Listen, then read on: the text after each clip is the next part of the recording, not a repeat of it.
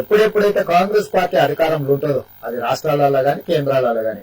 ఇంతకుముందు 100 కోట్ల కుంభకోణాలు ఉండేది, ఇప్పుడు 1000 దాటిపోయి లక్షల కోట్ల కుంభకోణానికి వచ్చింది. కాంగ్రెస్ పార్టీ సాధించిన ఘనత దేశ స్థాయిలో రాష్ట్రాల్లో రాజస్థాన్ తీసుకోండి, ఎన్ని కుంభకోణాలు జరిగినో, ఎక్కడ అధికారం ఉంటే ఆంధ్రప్రదేశ్ తీసుకోండి, లేకపోతే ఎక్కడైనా కాంగ్రెస్ పార్టీ అధికారంలోకి వచ్చిందంటే మీరు మహారాష్ట్ర తీసుకోండి, ఆదర్శ కుంభకోణం కానీ, ఇక్కడ రాజశేఖర రెడ్డి గారిని తీసుకోండి, రాజస్థాన్లో అక్కడున్న పరిస్థితులను తీసుకోండి, ఢిల్లీలో శీలా దీక్షిత్ తీసుకోండి,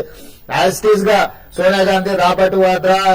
2G స్కామ్, లేకపోతే కామన్వెల్త్ కుంభకోణాలు కానీ, లేకపోతే ఆదర్శ స్కామ్ కానీ, లేకపోతే బొగ్గు కుంభకోణం కానీ, అంటే ఏ కుంభకోణం తీసినా తరచు చూస్తే అందులో కాంగ్రెస్ పార్టీ నిష్ణాతం, అంటే 130 సంవత్సరాల అనుభవాన్ని మొత్తం రంగరించి అవినీతి ఏ రకంగా ప్రజల సొమ్మును ప్రభుత్వ సొమ్మును ఏ రకంగా వేల లక్షల కోట్ల కొలగొట్టవచ్చో కాంగ్రెస్ పార్టీ నుంచి నేర్చుకోవాల్సింది ఇంకెవరైనా.